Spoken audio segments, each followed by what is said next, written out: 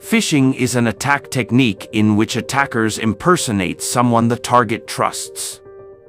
Usually, they try to take advantage of people's interests. For example, if someone is a football fan, they are more likely to open an email or a link related to the topic of football and thus provide the attacker with a means to attack the victim. A common example of this attack is clone websites hosted by the attacker. An attacker would send a fake link to the target that resembles a website known to the target. However, the website will be hosted by the attacker, and instead of going to the real website, the target will be directed to this website. These cloned websites look very similar to the original ones. And if you are not careful, it is very hard to distinguish.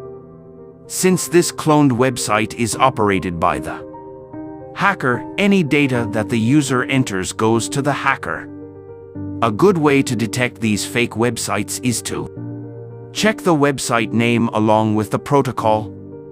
A real website will mostly operate on the HTTPS protocol.